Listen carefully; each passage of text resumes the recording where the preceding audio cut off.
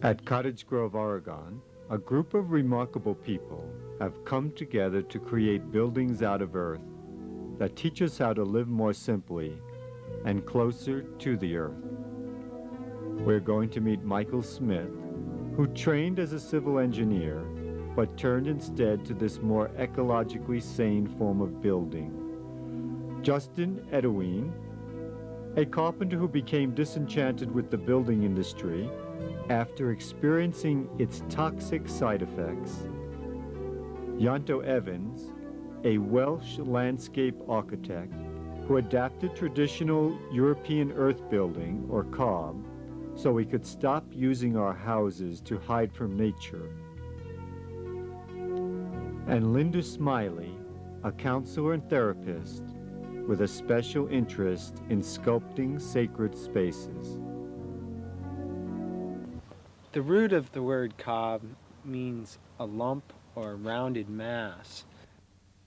Cob, in the sense of a building material, is primarily earth formed into a lump or a rounded mass, built into a wall. To start this process, we take soil and sand in proportions depending on the soil type that we're working on. In this case, we're using about 60% soil and 40% coarse river sand. We mix them together dry, like you'd mix concrete. We add water, and then we start stomping around in it and add straw in. And the straw is really the structural reinforcement in the cob.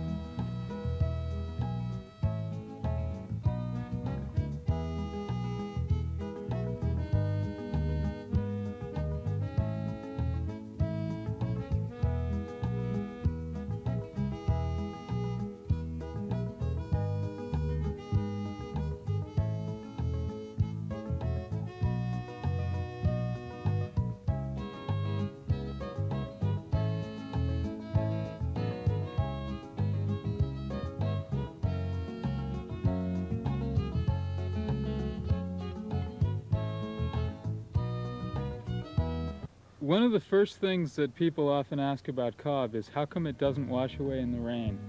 And this wall is proof that it doesn't.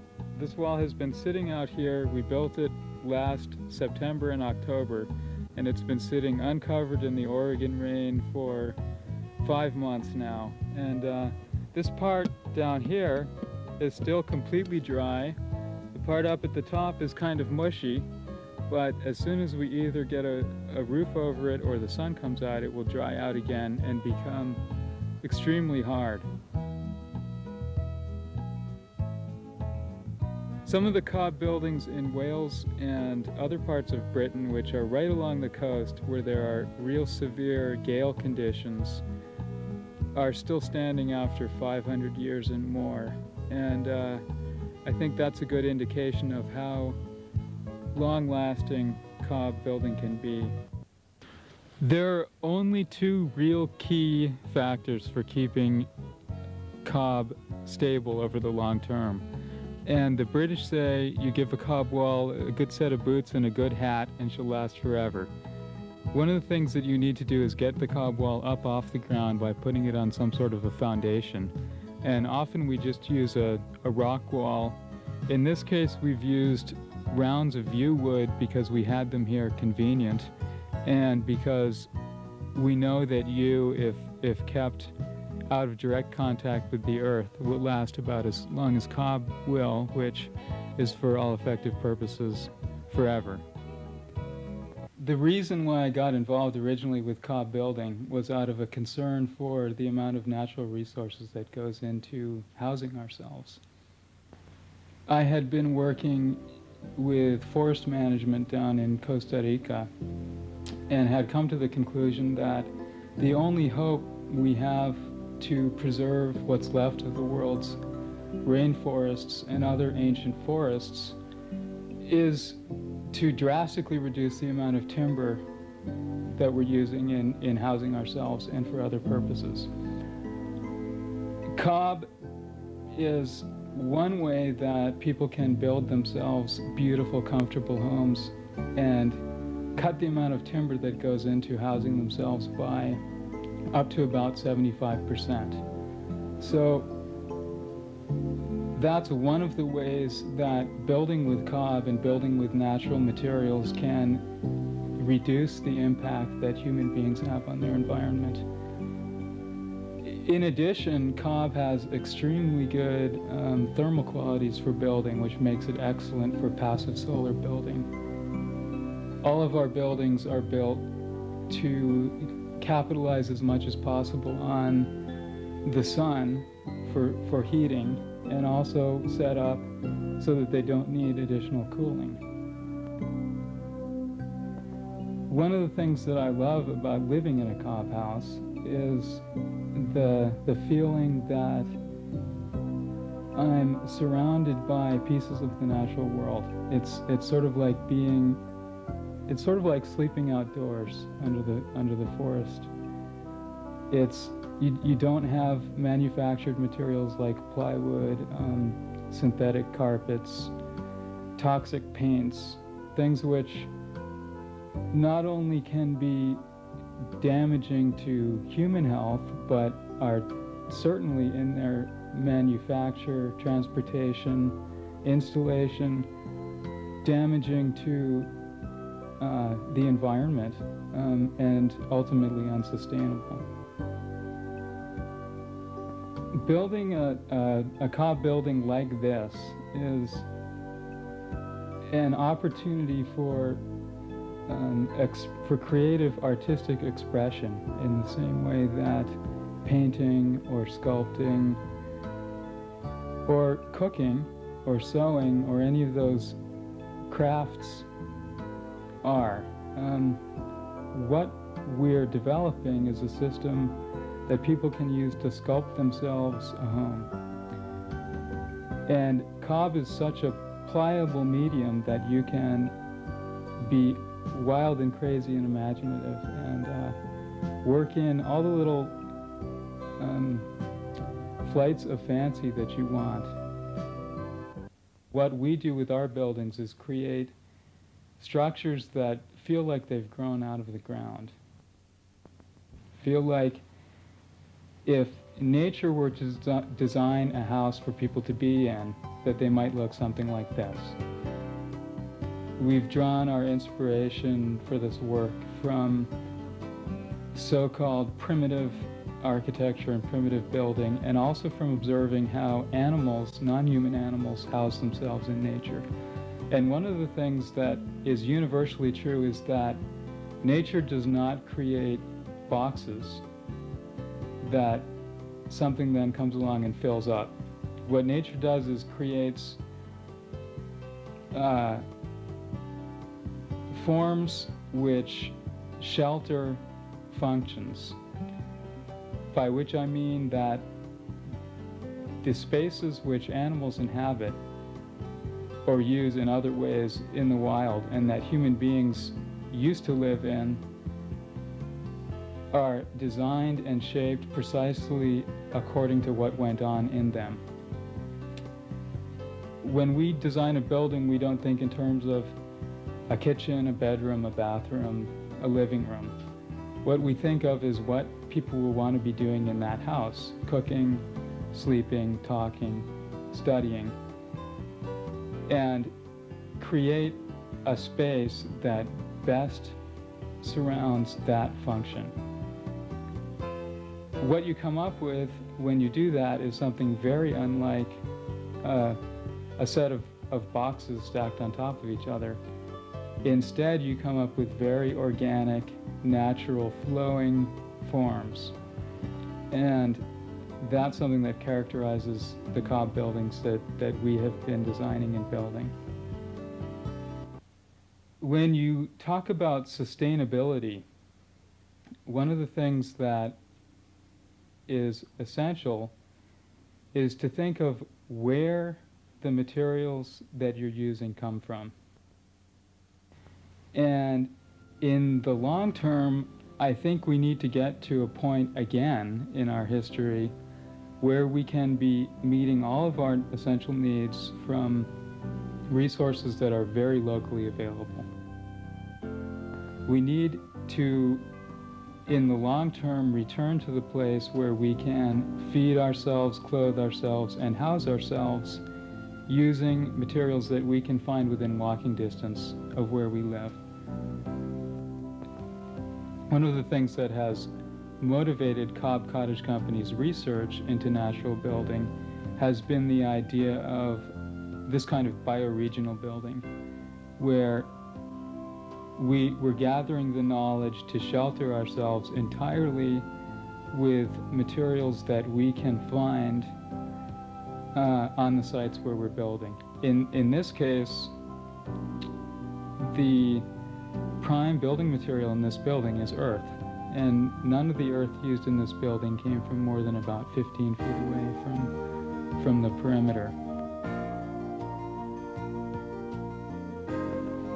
One of the really extraordinary things about Cobb, and one of the things that makes it so enjoyable to build with, is how easy it is. We teach workshops where we train people in a week to build themselves a Cobb home. And many of our students are people who have never built anything in their lives. Some of these people have since gone on to build themselves homes out of Cobb. And one example is a single mother with a 3-year-old daughter who took one of our workshops 2 years ago, and then spent last summer building themselves about a 500 square foot house with a loft. They did it almost entirely themselves. They got a little bit of help on carpentry and framing and roofing and things like that. But the actual wall raising is extremely easy to learn and lots of fun, and doesn't present any of the dangers that are associated with a lot of other building techniques. There's no power tools, there's no sharp saws, there's no noise. We build often in places with no electricity, and we've had children from 1-year-old up involved in the building process. I think Cobb is a way that people can learn to take back responsibility and take back control of their lives. Take it back from professional builders, designers, take it back from landlords, take it back from governmental agencies who are telling people, you can't do that. I think you need a professional, you need a degree, you need a license. And Cobb shows that that's not true, that anybody can build their own house. One of the things that brought me to this has been the work I've done in Latin America and Africa. Worked a lot in Africa. Looking at how people build when they can't afford to transport things long distances, when there are no industrial processing techniques for creating building materials, for creating houses which reflect the tilt and spin of the earth and remind us of where we sit in the cosmos. All of these things came hard to me because I had to overcome a training as an architect. 7 years in architecture school does terrible things to the way you think about the cosmos. Gradually that's wearing away. We're down to the point now where we've thrown away the blueprints. We don't blueprint anymore. We design on the backs of envelopes. We spend a lot of time on the site, and we change everything as we go, as the influences of the site, the materials, the people, the skills, all become apparent and reveal what the building ought to become. So we're in a place now where we're teaching intuitive building, if one can teach intuitive building. We're helping people reveal their own intuitive powers in the way that they build their houses. I think it's very important to democratize the building process. We've somehow got in a position where building, especially building houses, is controlled by men, especially large young men, with noisy machines and power tools and dangerous gadgets. I want to have the option for people to have houses which are controlled by non-violent processes. I want to see houses where small children and old ladies and people who never built before and people with one leg can all work together and build houses in a safe environment. The materials we're using in general allow that. I think what's more important than that is the attitude with which you come to the building process. And we've realized as we teach people to build with these natural materials that we're not just talking materials, we're talking about an attitude to the materials and the place and the whole sacred process of putting together a place where people are going to live. And to the point where I don't like to have rock music on the building site anymore, never mind power tools. I don't like to hear people cussing. I feel, and I would never have said this 20 years ago, I feel that that energy gets embodied into the house in subtle ways, even if they're only physical ways, that things aren't put together quite right if that energy is there. But at the same time, I think that the house doesn't feel right if that sort of thing happens. And so as we talk about steel and concrete and brick and sawn lumber and crushed gravel, we're talking about giant machines making these things and transporting them, and a level of violence that I don't really want to have incorporated into my buildings. And so increasingly when I have the chance, I choose river-washed gravel rather than crushed rock. I choose round poles over sawn lumber. I'll choose to do things by hand rather than using power tools. Finally, Michael persuaded me to stop using the chainsaw on these buildings. That was really good for me. And I feel like I've come through a personal evolution in that a lot of these things I swept to one side not very long ago. I was quite happy to use nail guns and buzz saws and one thing and another in the interests of expediency and getting the job done. And now, increasingly, I feel that we're dealing with a sacred process, and we should take our time and do it right, do it in a non-violent way. For most of us, a house means $100,000, a 30-year mortgage, doing something we don't like, usually, for 40 hours a week, for 30 years, to pay for the house. So even if you build your own house, if you go about it using conventional techniques and thoughts and materials, you end up never being able to really enjoy your house because you're too busy out making the money to pay for the gas, to drive to work, to pay for your house. What we have tried to do is shortcut the 30-year mortgage. Over the last 2 years, we've developed a system where we can train people now in a week, and I would not have believed this was possible, to do all the essential things that they need to be able to build a small building. We don't train them to be carpenters. We assume that they'll have friends or they can make arrangements with somebody who can help them to do the essential carpentry. There isn't very much in a cob house. If you know what you need to do, it's fairly easy to find somebody who can do the essential roof framing, for instance. We teach people how to do their own foundations, walls, windows, doorways, floors, and finishings in 7-day courses. Now this is very liberating, because this means that lots of people who hitherto would never even dreamed of building themselves something to live in can now think about that. They don't have to go out and build 2,500 square foot house. They can start off with something they can afford and get into it immediately, and then add to it as they have the time and the money to do that. They don't have to own land. They can, the amount of cash investment they're putting into this is sufficiently little that they can borrow land, lease it, make arrangements with people who do have land to build something that they can live in for a fixed period or on some sort of ground rent basis. So all that feels pretty good.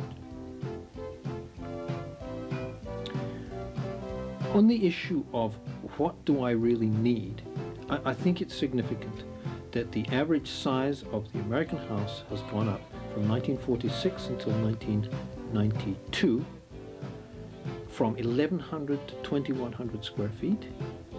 1946, average size was 1,100 feet. In 1992, it was 2,100 square feet.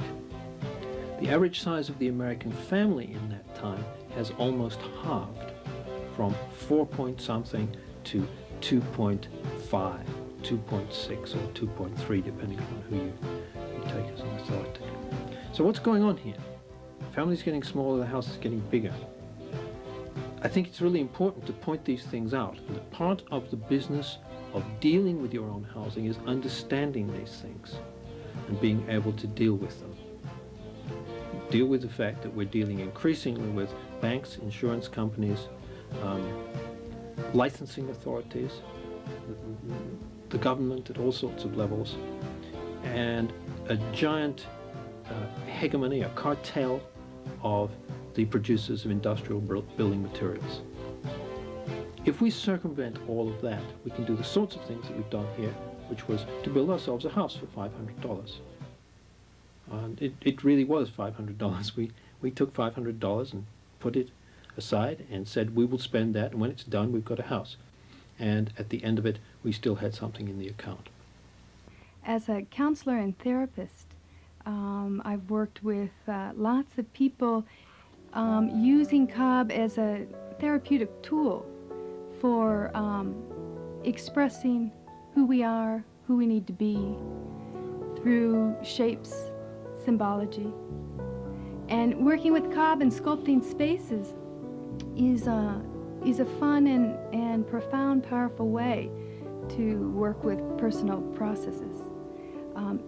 I live in a heart-shaped house, and we built this heart-shaped house and didn't even realize we were designing a heart-shaped house until we looked at the drawings and said, doesn't that look like a heart, doesn't it?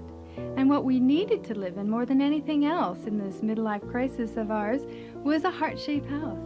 And when people come into our house, oftentimes they'll comment that it feels like being embraced. It almost feels like sometimes living inside of a hug. I'm finding that a lot of people that I work with are people that are just missing that connection to the natural world. And working with cob sometimes brings that back for them. I've worked with people who are suffering from cancer that come to ground themselves. I work with people who are very spiritual that come and ground themselves in the earth. I had one person on a workshop say that the workshop was so intense it was like purification by earth. And it's fun to see how people change through the workshops. We had one person who took a 1-week workshop. His wife came to pick him up at the end of it, and she didn't even recognize him. She said, "Who's this lovely man?" You know, it changes people, mainly because physically you're working with your hands and your feet in the clay, and there is a bit of reflexology that goes on, and so you're massaging your whole body, and it does change attitudes a little bit. We see mixing cob and building our house as including dance and music as much as we can. So we dance in the cob. We have live musicians if we can. So creating your home is like creating an art form. In our workshops, we do some design exercises to help people create and sculpt their sacred homes, sacred spaces, sacred workplaces. And one exercise we do is meditation where people go back into their childhood and they think about magic spots, sacred places that were really important to them, and what the qualities of these places were, and how they could build them in, and whether they're still important to build them into their life, or whether these qualities are still trying to happen more. You get some fascinating things that come through in terms of people's own personal processes and trying to build a house which can be a spiritual place for them to live, as well as a practical place. And sometimes people's process may mean a need to have so much structure in the building that they may have fantasies to put steel rods or cement, or try to represent the structure in their life. Or there may be, we've had situations where people have had a hard time putting a lot of windows in on the south side to bring enough light in. And through a gentle process of working with people to bring more light into their spaces, we see how people's bodies change and how their relationships change. So I believe that building a home is a little bit more than just putting up cob. It's a reflection on who you are and who you're trying to be more like. And with shape and materials and a process of working with other people, your personal process will naturally unfold. And it's very beautiful to watch. Yeah.